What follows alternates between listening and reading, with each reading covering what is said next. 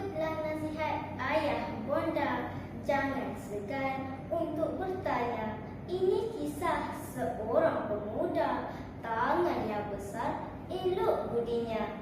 Assalamualaikum dan salam sejahtera. Namaku Farah Ain Zahra binti Zulkifli. Tajuk cerita saya pada hari ini ialah Awang Bertangan Besar. Dengarkan, di sebuah kampung tinggal seorang kanak-kanak yang bernama Awang. Awang dilahirkan dengan kedua-dua belah tangannya besar. Emaknya sangat sayang kepada Awang walaupun dia cacat. Oleh sebab tangannya besar, Awang digelar orang kampung sebagai Awang Tangan Besar. Kanak-kanak lain suka bermain dengannya. Awang tidak ambil hati dengan gelaran yang dipanggil orang kampung. Malah dia amat gembira kerana ada yang sudi berkawan dengannya. Dengan kelebihannya itu, Awang mampu melakukan pelbagai jenis pekerjaan berat. Penduduk kampung juga sentiasa minta pertolongannya. Awang tidak pernah menolak permintaan mereka. Malah dia merasa gembira membantu penduduk kampung itu. Awang juga mampu menangkap ikan dengan cepat.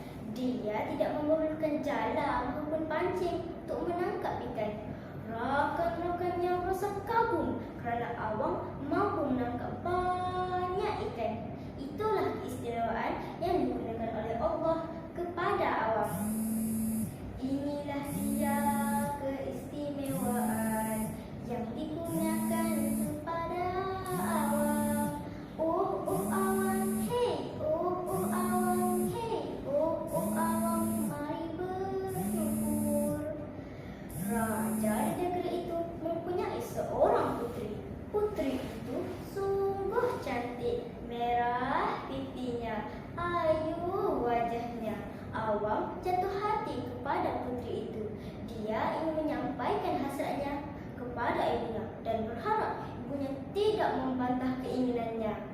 "Mak, tolong pinangkan saya dengan putri raja," kata Awang kepada ibunya. "Saya sangat suka akan putri raja itu. Selagi saya tidak dapat berkahwin dengannya, hati saya tidak akan tenang," kata Awang kepada ibunya lagi. Ibunya terkejut apabila mendengarkan permintaan Awang. Namun begitu, dengan perasaan malu, ibunya tetap pergi menghadap raja. Raja bersetuju untuk mengahwinkan putrinya dengan Awang. Namun begitu, Awang perlu memenuhi satu syarat. "Suruh anak kamu bawa 7 butir mutiara sebesar telur angsa," titah raja kepada ibu Awang. "Jikalau anak kamu berjaya memenuhi syarat beta bersetuju untuk mengahwinkan putri beta dengan anak kamu," titah raja kepada ibu Awang lagi. Ibu Awang pun termenung tak terkata. Permintaan perlu ditunaikan segera agar dapat kahwin dengan anak raja. Ibu Awang pun pulanglah ke rumah dengan hati yang berbelah bahagia. Setibanya di rumah, ibu Awang pun menceritakan tentang syarat raja kepada Awang. Apalagi, Awang pun bergegas ke laut untuk menimba air laut dengan tangan besarnya. Sedang Awang asyik menimba air laut, tiba-tiba muncul raja ikan. Awang terkejut apabila dia disapa oleh raja ikan. "Wahai anak muda, apa yang sedang kamu lakukan ini?" tanya raja ikan kepada Awang. "Saya sedang mencari mutiara sebesar telur angsa," kata Awang kepada raja ikan. Dia tidak teragak-agak menceritakan kisah raja yang mahukan 7 butir mutiara kepada raja ikan.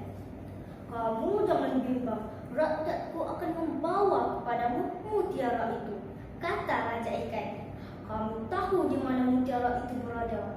Kami akan membawa kepadamu secepat mungkin," kata raja ikan. Raja ikan pun menitahkan rakyatnya untuk membawa 7 butir mutiara sebesar telur angsa kepada Awang. Terima kasihlah raja ikan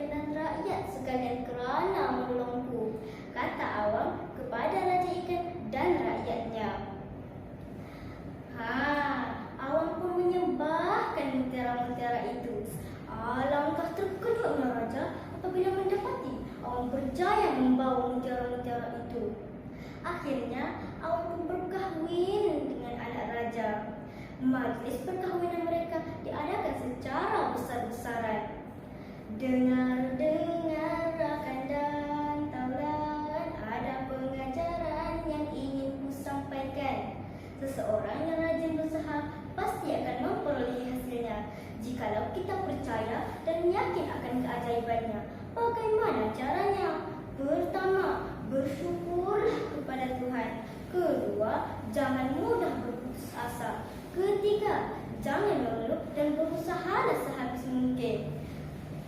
Bak kata pepatah, berakit-rakit ke hulu, berenang-renang ke tepian.